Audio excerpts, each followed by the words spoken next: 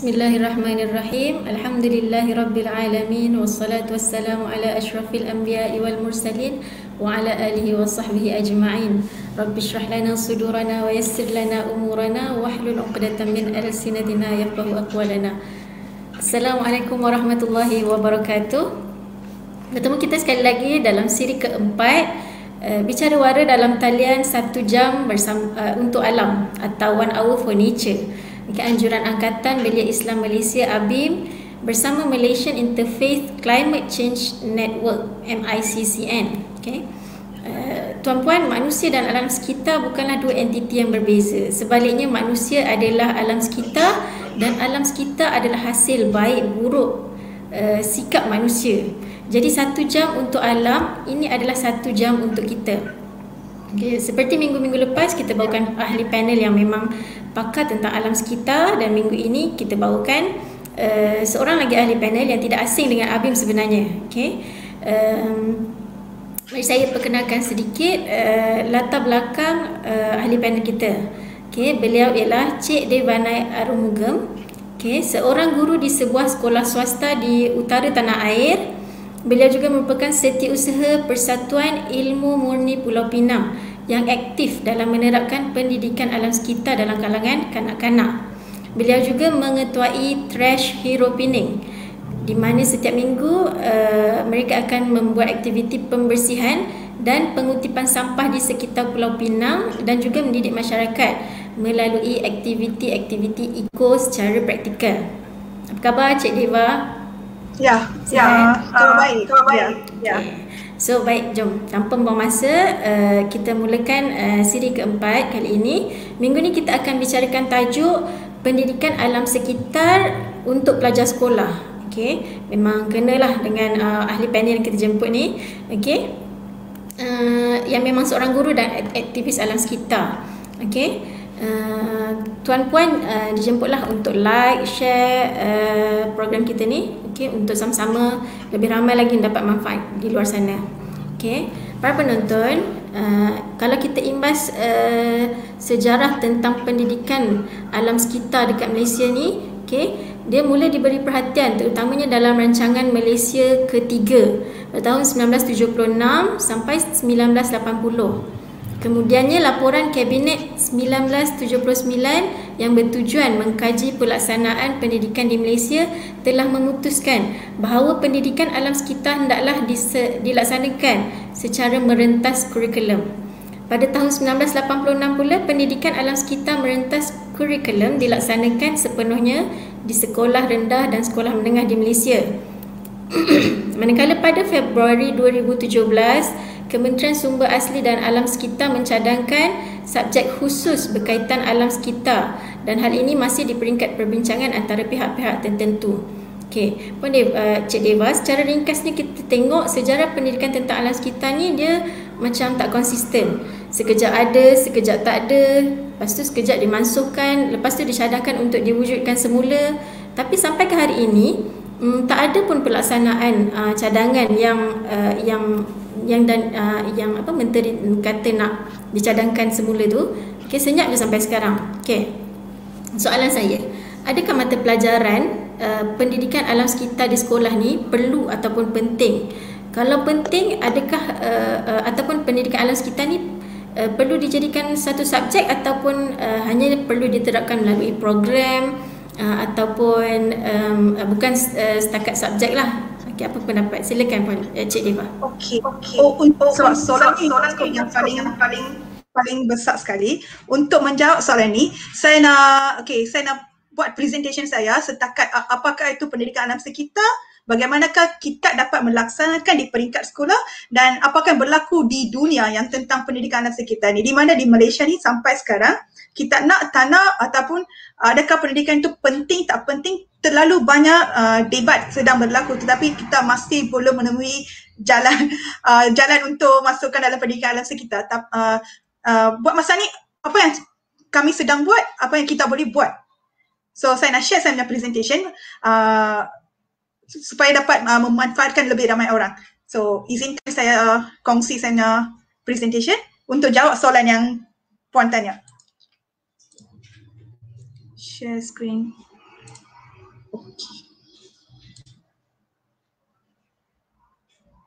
Content application.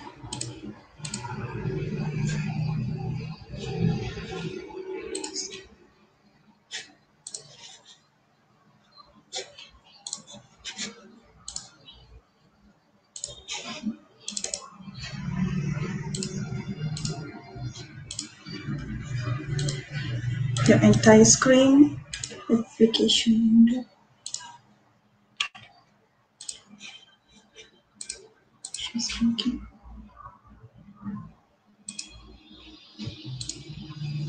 Okay.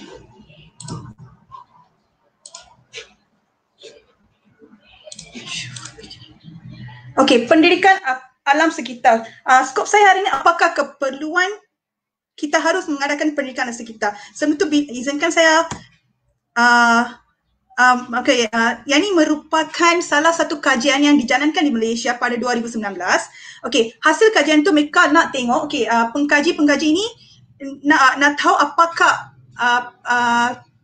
halau 7 pendidikan alam sekitar di Malaysia yang pernah berlaku, yang sedang berlaku, yang akan berlaku. Okey, daripada kajian yang mereka buat, ini merupakan mereka punya conclusion. Satu rumusan mereka beri di mana pendidikan alam sekitar hanya boleh dapat dilaksanakan dengan lebih sustain apabila cikgu-cikgu, para guru yang mengajar untuk mereka juga merupakan dalam sustainable lifestyle. Okey, yang mereka mengakhiri research paper ni dengan perkataan ini. Teacher should adopt a sustainable lifestyle at the school and the attitude of teacher should be positive when discussing the environment as teachers are role model for their student. So apabila pendidikan alam sekitar ni dimasukkan ke dalam sekolah, mula-mulanya para guru harus menghayati pendidikan alam sekitar. Melalui mereka baru kita boleh melaksanakan pendidikan alam sekitar. Okey, so, yang ini merupakan kajian dijalankan pada tahun 2019. Okey, ini merupakan yang tahun 80-an dan 90-an, semua pelajar yang tahu, yang saya merupakan salah satu pelajar juga dalam era ini, di mana kami mempelajari alam dan manusia pada tahun 45. Okey, alam dan manusia itu merupakan mata pelajaran yang merangkumi segala jenis alam sekitar, di mana kita tidak mengatakan pendidikan alam sekitar, tetapi alam sekitar, kehidupan harian semua akan dirangkumi dalam alam dan manusia. Bagaimanakah alam itu lebih kepada manusia dan alam sekitar. Tetapi lepas tu mata pelajaran ini telah pun dihapuskan sepenuhnya disebabkan cabaran-cabaran untuk masa hadapan, di mana umat manusia selalunya mempunyai pemikiran bahawa mata pelajaran harus diberi lebih perhatian kepada mata pelajaran seperti ini. Oleh sebab itu, saya rasa tahun 90-an mata pelajaran ini telah pun dihapuskan. Okey, tetapi cuba tengok gambar ni, di mana bagaimanakah hidupan harian kita pentingnya air. So, yang ni kami akan belajar semasa dalam alam dan manusia. Tetapi sekarang mungkin kita belajar dalam sains. Tetapi konsep sains dengan konsep alam sekitar adalah dua perubahan. Pelajar mempelajari sains dalam pemikiran sains saja untuk menjawab soalan saja. Tetapi yang ini lebih kepada praktikal. Ini juga salah satu di mana pelajar harus mempelajari tentang semua haiwan. Katakan pelajar dah tahu semua haiwan, maka mereka tahu apakah kepupusan haiwan yang sedang berlaku di alam ini. Beginilah alam dan manusia memainkan peranan yang penting, tetapi Cik Dema, boleh slide tu dia tak berubah. Dia yang first saja.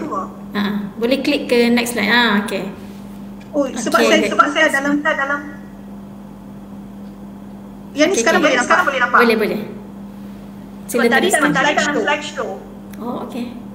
Okey, yang ni kalau tengok, yang ni adalah haiwan, di mana apabila pelajar mula mempelajari tentang ni, mereka tahulah kepupusan haiwan yang sedang berlaku. Tetapi sekarang semua ni masukkan dalam sains, di mana mata pelajaran sains lebih kepada peperiksaan daripada menghayati apakah itu sains. Okey. So, yang ni pernah berlaku dalam era 90-an.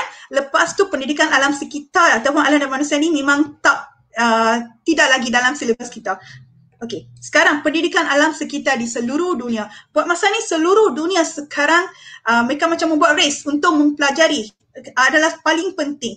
So saya share sedikit sebanyak gambar-gambar sini di mana pendidikan alam sekitar untuk mereka seperti cycling, seperti mendaki bukit, membuat upcycle, menanam, membuat recycle, semua ni wasting food. So semua ni akan apabila pendidikan alam sekitar telah pun diperkenalkan, kita dapat mempelajari semua ni dengan konteks alam sekitar dan kita tahu apakah itu alam sekitar, kita dapat menghayati.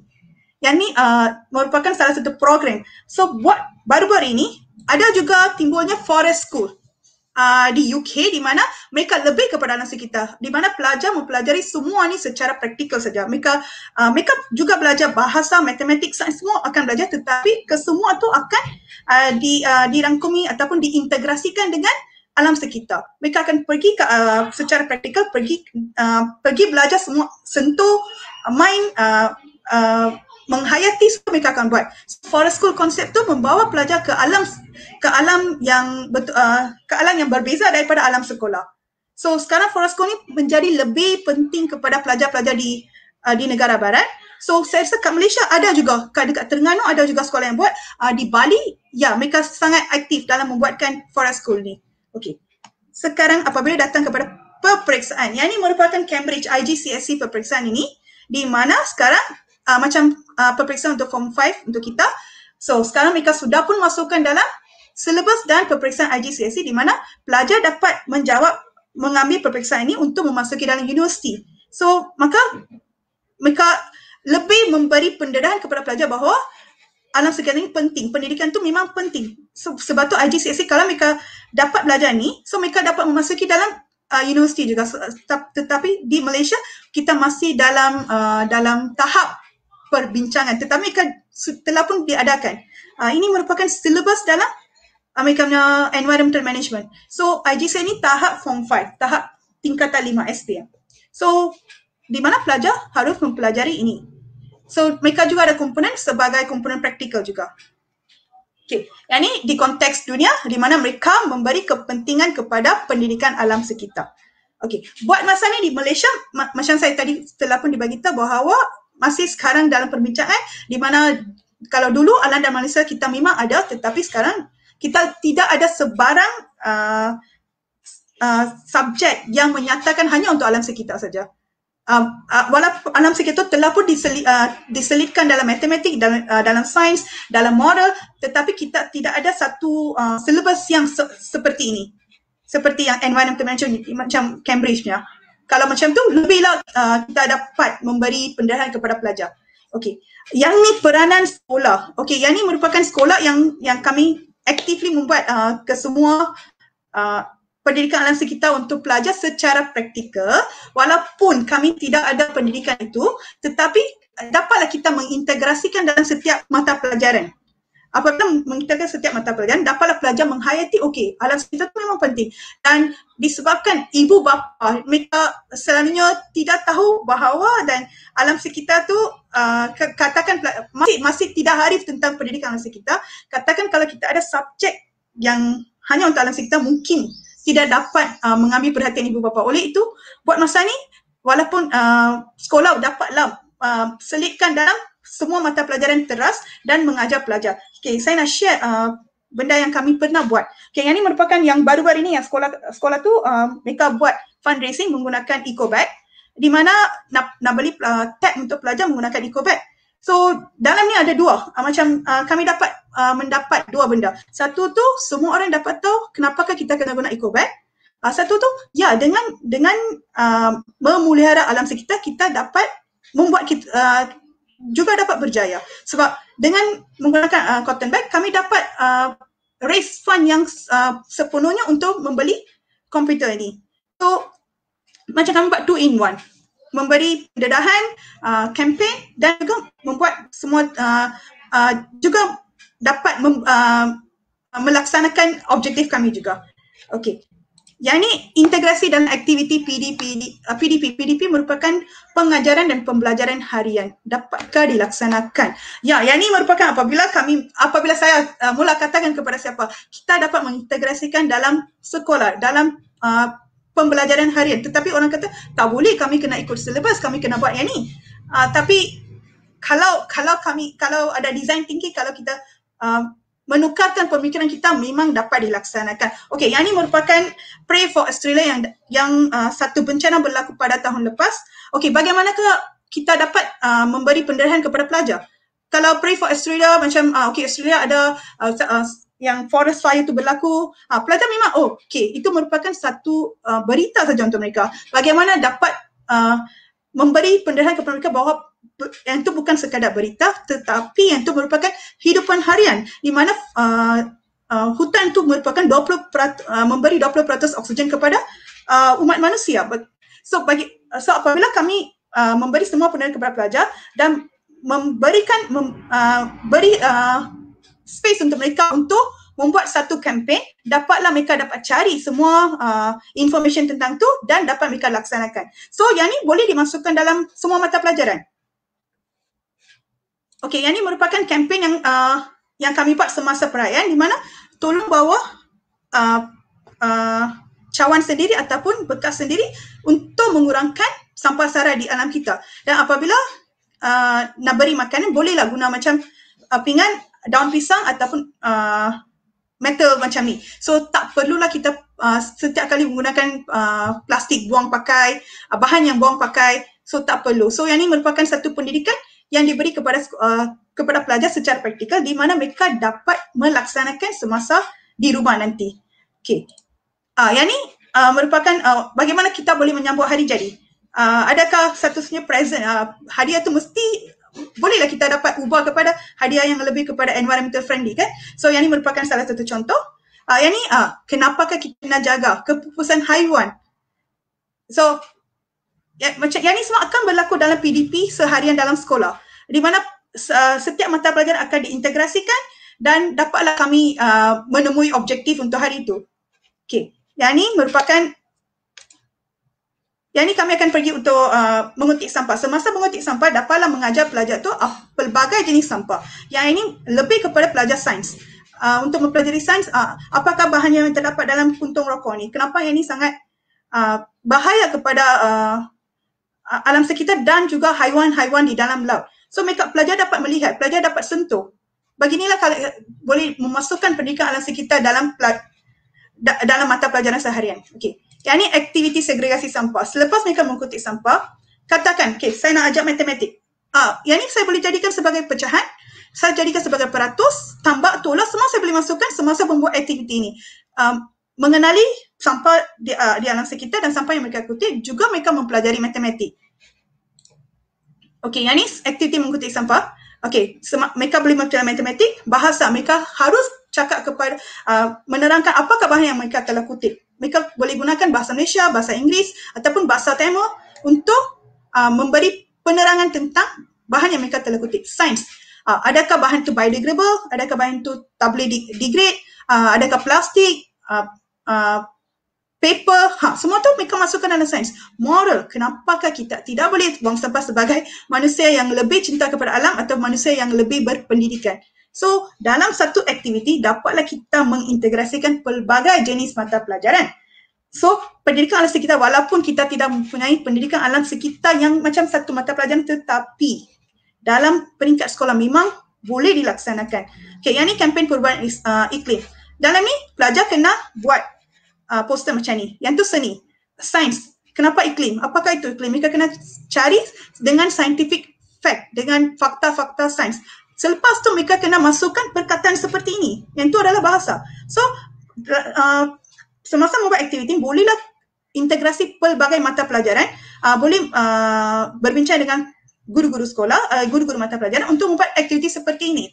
Walaupun kita bukannya nak buat setiap hari, tetapi macam setiap minggu memang boleh dilaksanakan. So, dengan sedikit-sedikit pendidikan alam sekitar, boleh kita laksanakan di sekolah. Okey, pemeliharaan sungai. Kita nak cakap pasal sungai, takkan tak nak beri mereka tunjuk sungai. So, bawa mereka pergi kepada sungai. Boleh mengajar kenapakah sungai itu penting. Bukan dengan adanya macam perkataan sungai adalah hidup kita. Apakah itu hidup kita? Pelajar dapat pendidikan kita bolehlah dilakukan seperti ini juga. Okey, so seperti membuat bahan-bahan upcycle. Okey, yang ini merupakan salah satu pertandingan yang saya dengan kumpulan kami pernah buat di mana untuk seluruh pelajar Malaysia memberi pendarahan kepada bahannya plastik. So ya di mana 500 orang pelajar Malaysia telah pun mengambil bahagian dalam yang ni, dalam pertandingan Young Minds and Plastic Awareness. So walaupun pelajar bukan didedahkan kepada pendidikan alam sekitar sepenuhnya, tetapi video yang kami dapat tu memang semuanya pelajar tu mereka pergi research, mereka dapat semua benda tu. Terlalu banyak pelajar yang memberi semangat. Okey, so cabaran sampai sekarang ni, apakah cabaran tu? Corak pemikiran umat manusia. Yang tu adalah salah satu topik yang nanti saya akan bincang. So cabaran tu bagaimana kita nak memberikan pendidikan alam sekitar yang ada resources yang kita ada sekarang tu. Sebelum kerajaan mengumumkan yang pendidikan alam sekitar adalah salah satu mata pelajaran, tapi buat masa ini kita dapat melaksanakan pendidikan alam sekitar secara integrasi. So yang ni saya punya presentation. Okey, terima kasih Cik Deba. Maksudnya memang kita faham pendidikan alam sekitar ni bukan dia sekadar satu subjek yang perlu ada di sekolah sebagai mata pelajaran, tapi memang diintegrasikan dengan subjek-subjek lain. So memang kita fahamlah pendidikan alam sekitar dan pelajaran tentang alam sekitar tu memang berbeza. Walaupun dia bukan satu subjek, tetapi kalau kita nak, kita boleh masukkan pendidikan alam sekitar tu dalam sekolah atau sistem persekolahan kita lah. Okey. So bercakap tentang pendidikan alam sekitar ni, 3 konsep yang perlu diterapkan, iaitu tentang alam sekitar, pendidikan tentang alam sekitar, pendidikan untuk alam sekitar dan pendidikan melalui alam sekitar. Okey. So selain aktiviti yang Cik Dewa sebutkan tadi, ada tak cara lain macam mana kita nak menerapkan pendidikan tentang alam sekitar ni yang lebih praktikal? Dia bukan sekadar mata pelajaran lah kepada masyarakat, bermula dari alam persekolahan. Ya, okey. Sebab katakan dalam sekolah kita nak tunjuk pendidikan alam sekitar tu, katakan kalau menjadi sebagai subjek, pelajar akan macam menghafal dan cuma hanya untuk menjawab peperiksaan saja. Katakan ada peperiksaan. So dalam pada itu apa kita boleh buat? Okey, katakan saya ambil contoh sebagai food waste. Yang kita tahu pelajar tu mereka tak suka makan sayur-sayuran kan. So sebagai cikgu ke atau ibu bapa, apa kita boleh buat? Kita boleh buat food art. Macam memberi design kepada food tu. Sebab kami nampak budak kecil pun dia mula makan brokoli tau, sebab mereka nampak brokoli tu sudah bagi design. So mereka okey saya nak makan. Beginilah. So dengan cara ni secara praktikal mereka akan makan makanan yang khasiat dan juga tiada pembaziran makanan boleh berlaku di sekolah. Kalau sekolah boleh, saya rasa sekolah adalah tunjang perubahan. Kalau sekolah memberi sebarang perubahan, dapatlah pelajar tu memasuki, mereka dapat menilai, mempelajari dengan lebih dalam dan mereka dapat apply dalam kehidupan harian.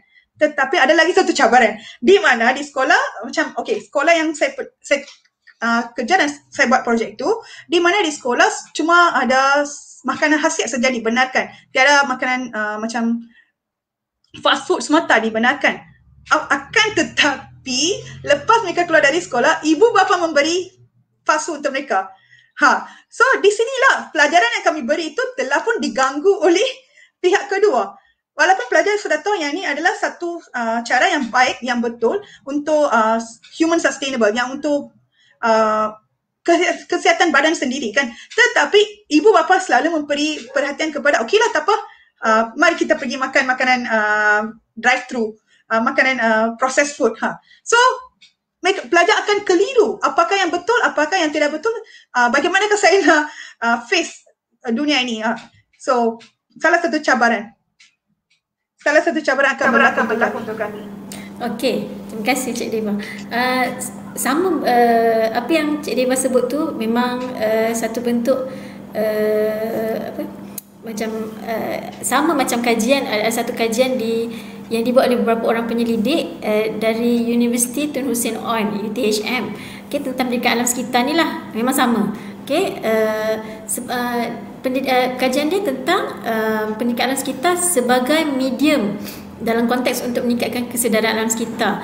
So dalam kajian tu dikaji tentang 2 perkara, iaitu pihak yang memang bertanggungjawab tentang pendidikan alam sekitar ni, dan satu lagi tentang medium yang digunakan untuk kita masukkan pendidikan alam sekitar lah, contoh macam TV, media massa semua tu. Okay. Dalam kajian tu, pentadbir sekolah kata guru yang bertanggungjawab untuk mendidik tentang alam sekitar. Guru pula sebut ibu bapa yang perlu mendidik tentang alam sekitar. Sebab bila pelajar dah habis sekolah, macam Cik Dewa kata tadi, dia akan duduk dengan ibu bapa. Tetapi memang pelajar banyak masa dekat sekolah. Dan dari sudut pandang pelajar pula, dia kata cikgu yang bertanggungjawab. Okay, so nampak macam semua macam tolak sana sini kan. Mana satu yang paling perlu bertanggungjawab tentang pendidikan alam sekitar ni. So, dan medium apa yang paling penting untuk kita masukkan pendidikan alam sekitar? TV, radio, media massa kan. Okay, so cabaran memang tak larilah, maksudnya cabaran dan untuk tentang pendidikan alam sekitar ni terhadap pelajar sekolah, apa yang paling mencabar sekali dari pihak yang Cik Dewa nampak lah, sama ada pentadbiran sekolah ke, nak memastikan guru-guru ni menghayati dulu pendidikan alam sekitar tu ke, ataupun ibu bapa ke, ataupun pelajar sendiri. Silakan. Ya, okey. Untuk peringkat pertama, pendidikan alam sekitar tu harus menjadikan sebagai norm of the school, macam salah satu peraturan sebelum sebab kalau kita katakan okey atau apa, kita akan ajar pada pendapat saya dan daripada pandangan saya, pengalaman, memang susah sebab orang tak nak dengar. Dia macam katakan depan okey, kalau depan cikgu ni kami tak boleh makan, maka dia akan okey, kalau cikgu lain akan makan, so pelajar tu dia macam ikut cikgu, ataupun begitu juga katakan pentadbir kata sekolah ni bebas sampah, bebas plastik, adalah lebih kepada eco school. Okey, apa terjadi? Yang komiti dalam eco saja akan eco, yang komiti yang bukan eco tu semua akan buat apa-apa saja. Macam okay, sebagai contoh, katakan ada saya pernah nampak gambar-gambar yang sekolah mereka mengatakan adalah eco school. Okey, eco school setakat mereka ada corner, salah satu sudut untuk eco. Lepas tu adalah eco school tu mereka berilah makanan macam makanan jenama-jenama yang tu untuk pelajar, bawa mailah bekas plastik, yang wrapper, tapi ada sudut eco. Kami ni eco school. Yang tu lah macam lebih bercanggah kan. Kalau eco school tu segala aktiviti, segala PDP semua tu harus berfokuskan eco. Bukan macam satu corner tu eco, yang lain tu okey, kami boleh buang sampah, kami boleh yang ni kita memberi pendarahan yang tak apa saya kata, not a sustained way untuk menunjukkan kepada pelajar. Sebab pelajar tu mereka lebih ikut kepada apa yang ditunjuk oleh orang yang adult kan. Pelajar sekolah menengah ke atau pelajar sekolah rendah, tetap. So semua pihak harus bertanggungjawab, dari pentadbir, dari guru-guru, ibu bapa dan stakeholder yang masuk dalam sekolah. Katakan mereka nak buat apa-apa program kat sekolah, mereka harus mengetahui apakah culture sekolah ini. Okey, sebab orang yang third party masuk, mereka akan ambil macam take for granted. Bukan, mereka akan bawa mai barang-barang. Katakan kalau ada juga setengah orang akan dapat offended, mereka kata, hey, apa ni? Kenapa sekolah ni terlalu over concern about the plastic matter, over concern about the waste matter. Sebab that is the culture. Yang tu adalah culture kami kan. Macam memang kami macam tu. Tapi ada juga orang yang macam marah. Saya pernah dapat seorang tu satu kumpulan datang sebagai volunteer base. Okay, and then they bring lot of plastic things to the school for the school function. Di mana hari itu merupakan hari sukan tanpa plastik. It's a green. Kami nak tunjuk bagaimana kita boleh melaksanakan green activity. Bukan sukan sekolah menyebabkan terlalu banyak sampah. So pendidikan tu melalui bagaimana sekolah dapat melaksanakan benda tu. So yang dikatakan volunteer tu masuk dalam datang untuk volunteer, tetapi mereka minum semua dalam mineral water bottle, makanan dalam. Okay, semua kami buat. Okay, sekolah telah pun beritahu kalau nak makan tolong keluar dari tempat ni sebab kami ni memang eco. So program ini 100% eco. So jangan ganggukan program kami, nanti pelajar kami tu mereka akan keliru apakah berlaku. So don't give the wrong assumption. Okay, what happened? Volunteer group ni mereka macam tak puas. So mereka pergi masukkan dalam Facebook dengan makanan plastik semua tu, mereka post. Today kami pergi sekolah ni, kami buat macam benda macam ni. Kami makan semua dengan plastik. So that is how. So cabaran tu semua yang kena dengan sekolah pendidikan alam sekitar mereka harus tahu apakah itu alam sekitar. Bukan sekadar saya tanam satu pokok tu saya ni orang yang pro alam sekitar. Okey, ataupun lepas tanam satu pokok tu pergilah buat buang sampah merata-rata tempat tu. Tak masuk. Lagi satu yang alam sekitar sekarang ni orang macam lebih kepada urban farming atau modern farming. So mereka pergilah tanam. Tetapi yang tu adalah hybrid seed. Mereka tak faham apa tu hybrid seed. So mereka dapat hybrid seed tu memerlukan terlalu banyak bahan kimia. So bahan kimia tu mereka tak faham. So mereka katakan, oh kami ni eco school. So apakah itu hybrid seed dengan bahan kimia? So konteks ni dalam peringkat sekolah masih keliru. Mereka tak faham. So sebelum melaksanakan sesuatu tu, saya rasa macam rule tu harus mesti dimasukkan. Macam ni lah kena buat. Lepas orang semua telah pun mengenali apakah itu peraturan Iko sekolah, sekolah Iko, barulah kita dapat laksanakan peringkat demi peringkat. Tetapi cabaran tu sentiasa akan ada. Dari semua pihak bertanggungjawab. Baik, kalau boleh Cik Deva kongsikan bagaimana sekolah Cik Deva yang maksudnya dari segi praktikalnya apa yang Cik Deva ataupun sekolah buat. Contoh selain awareness campaign tu kan, maksudnya ada tak undang-undang yang memang pelajar tak boleh langgar. Contoh macam bawa plastik lah tadi kan. Selain tu setiap sekolah tidak ada setiap kelas tong sampah. So setiap kelas tidak akan dibekalkan tong sampah di mana pelajar harus bertanggungjawab atas sampah yang mereka keluarkan semasa masa sekolah. So yang ni lebih kepada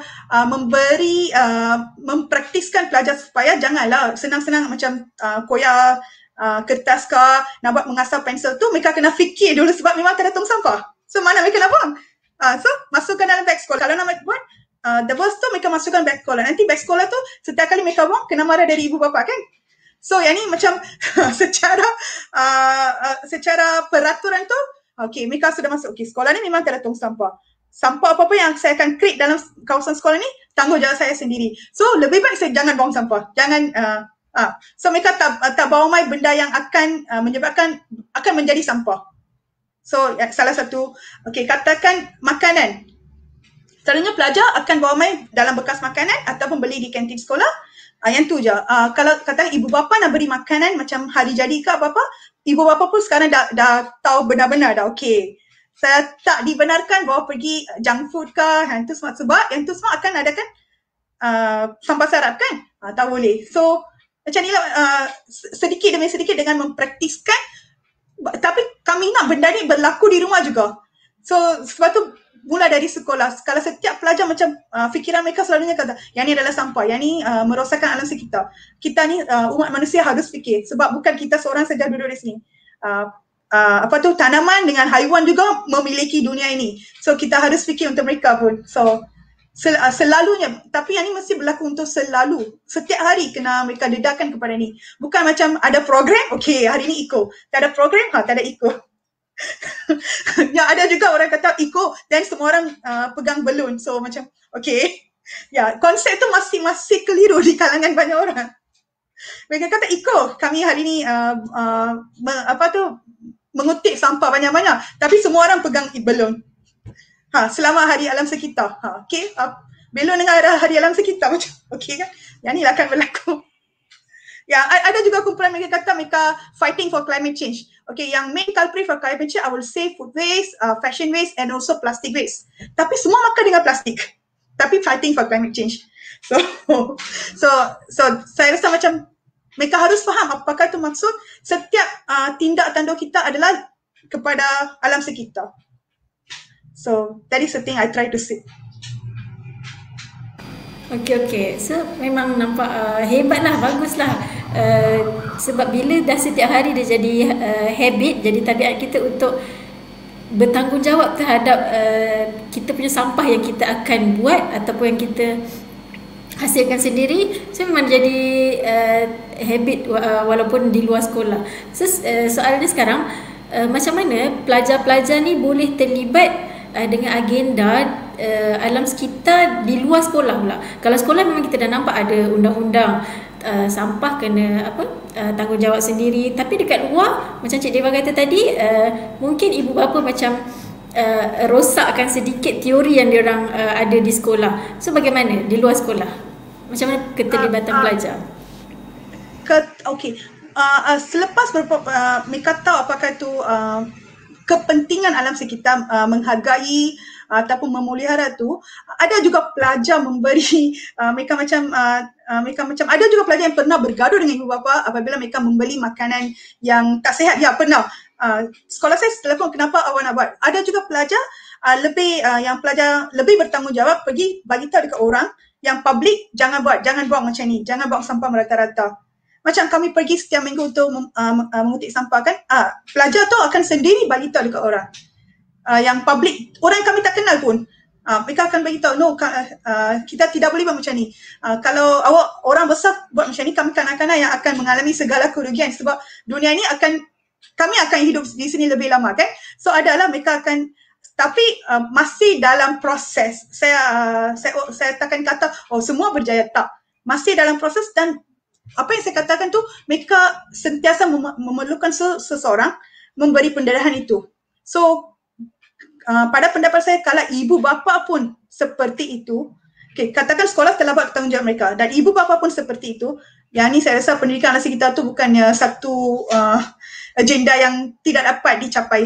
Memang boleh. So dua-dua pihak, dan apabila ibu bapa dengan pelajar, pihak sekolah sudah bergabung, dan pihak yang luar tu semua akan boleh ditukarkan.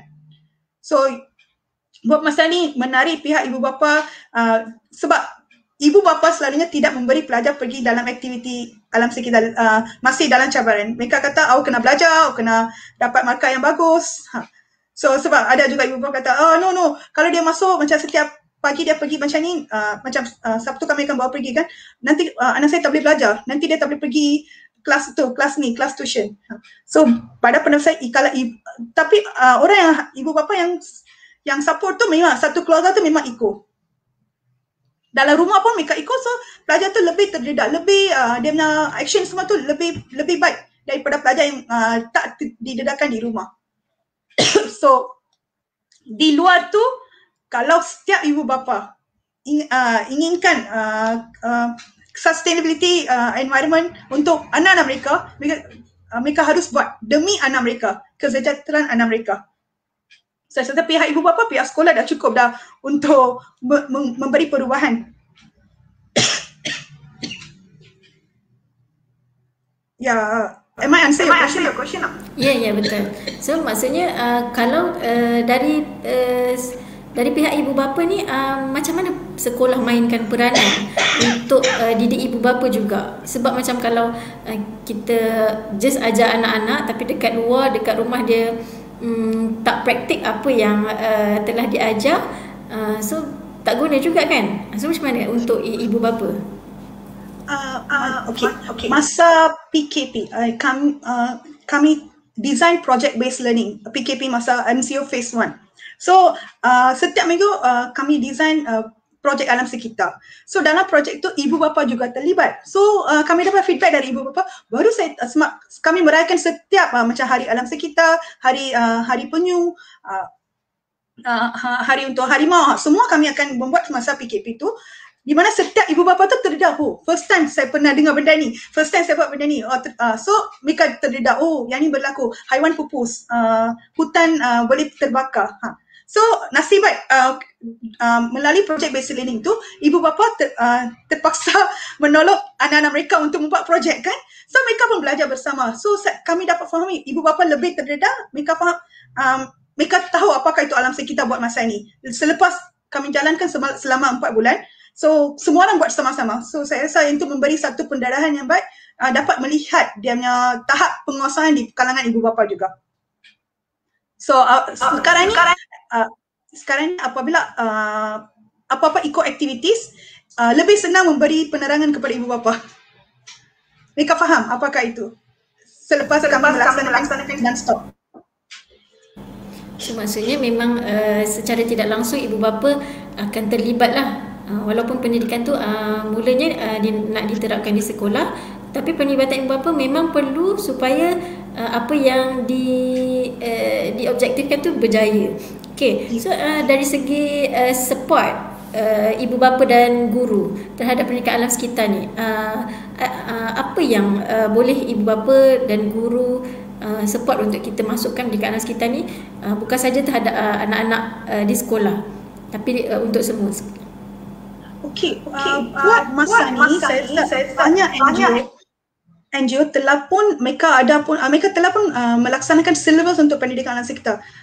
Ada sebilangan NGO mereka telah pun ada silabus untuk pendidikan alam sekitar untuk especially design for pelajar Malaysia. Tetapi yang tu walaupun mereka sudah ada silabus yang telah siap, tapi mereka masih menunggu untuk KPM Jabatan Alam Sekitar membenarkan mereka melaksanakan di peringkat sekolah. So saya rasa katakan ibu bapa semua orang yang faham alam sekitar bukan sekadar untuk mata pelajaran, untuk sekadar peperiksaan, tetapi untuk kehidupan kita seharian. Mereka harus memahami benda tu, tahu untuk anak-anak yang kanak-kanak yang akan datang tu dapatlah mereka menolong kita, bersama-sama kita dapat melaksanakan ini di peringkat sekolah dengan lebih berjaya, saya rasa. Buat masa ni memang kita sudah ada silabus. Banyak NGO mereka sudah keluarkan silabus tu, mereka telah pun ada siap, tetapi hanya menunggu panggilan dari KPM. Katakan mereka dapat peluang, bolehlah NGO ni boleh melaksanakan di peringkat sekolah. Tetapi yang apa yang saya kata, silabus sekolah tu dah terlalu pack untuk pelajar. So sekarang tak tahu lagi macam mana pendidikan ni akan boleh dimasukkan dalam sekolah. Baik, sekarang memang kita faham betapa teori dengan praktikal memang kena selari, betul?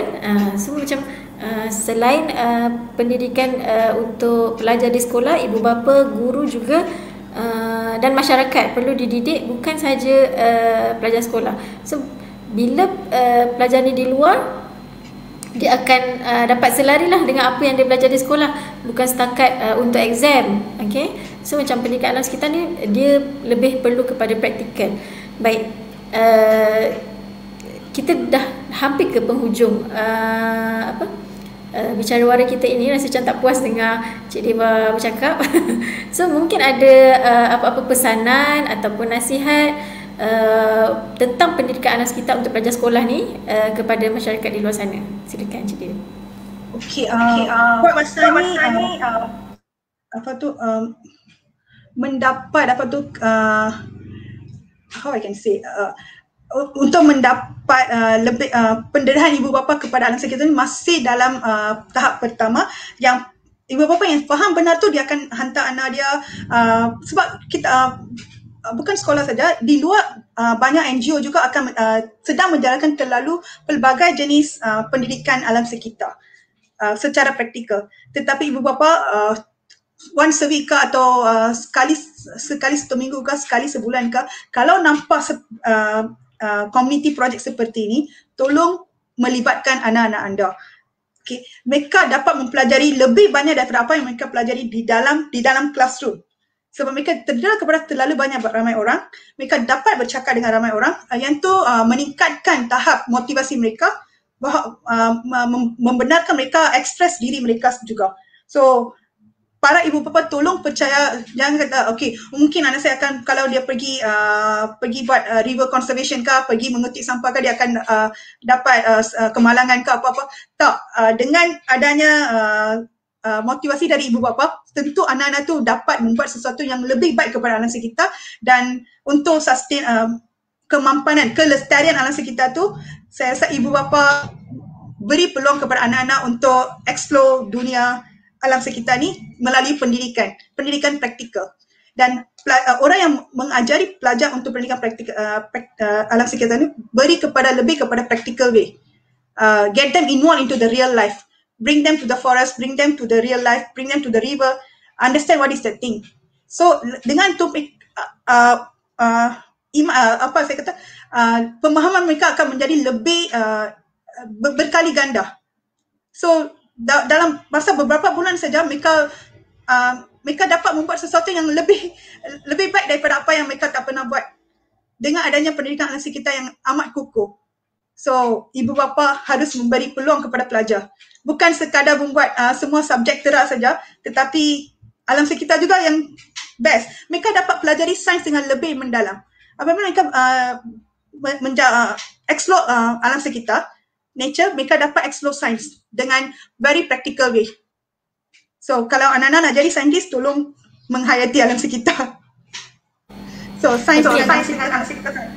Okey, Cik Deva, itu nasihat saya rasa umum. Mungkin Cik Deva boleh kongsikan nasihat yang lebih spesifik kepada ibu bapa yang macam ni, dia yang jenis yang tak nak lepaskan anak keluar. Contoh macam kalau nak terlibat dengan aktiviti contoh kutip sampah di sungai, pembersihan sungai pun itu yang lebih besar. Ini macam contoh nak main basikal, nak main tanah pun ibu ayah jenis yang tak bagi anak keluar ni, macam mana? Ada tak?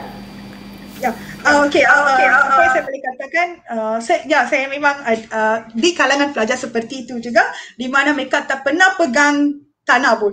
Pegang tanah pun, ya, tanah mereka macam tu. Nak tengok cacing pun, tak pernah So, tolong. So, yang tu adalah sebahagian daripada hidup kita. So, mereka harus pegang tanah, mereka harus keluar bermain, mereka harus so saya rasa ibu bapa berilah peluang sebab apabila mereka lebih kepada dunia luar, mereka dapat melihat apa yang berlaku di sekitar mereka daripada sentiasa di depan tab ke, di depan komputer ke. Saya rasa yang tu tak banyak.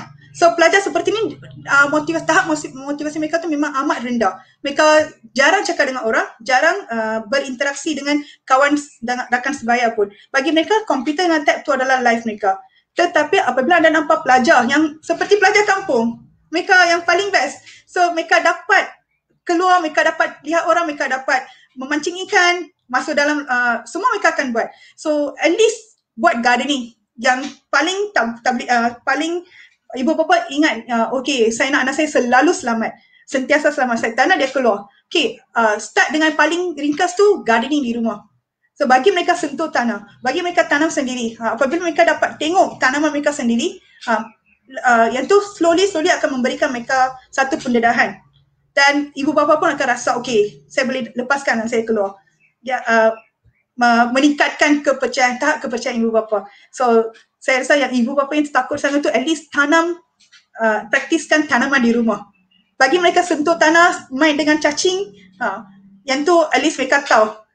Yang tu pun sudah cukup dan mereka dah tahu dah, sebab dalam tanah tu terlalu banyak mikroorganism. So mereka dapat menghayati benda tu. So at least di orang yang apartment flat buat tanaman, bagi mereka buat benda tu. Okey, terima kasih Cik Deva. Memang nasihat yang sangat berguna.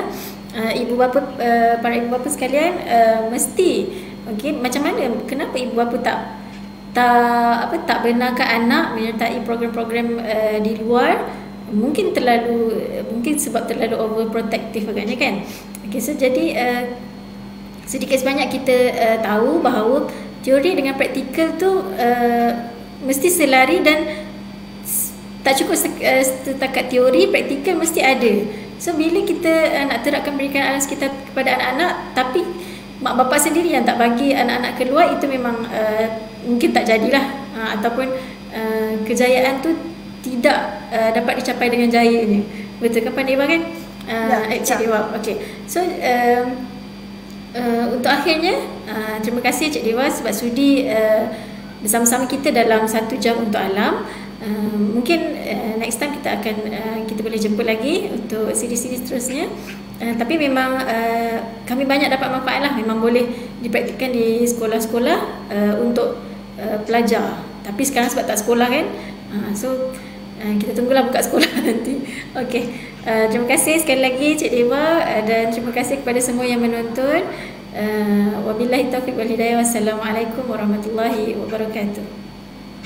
Thank you. Terima kasih banyak.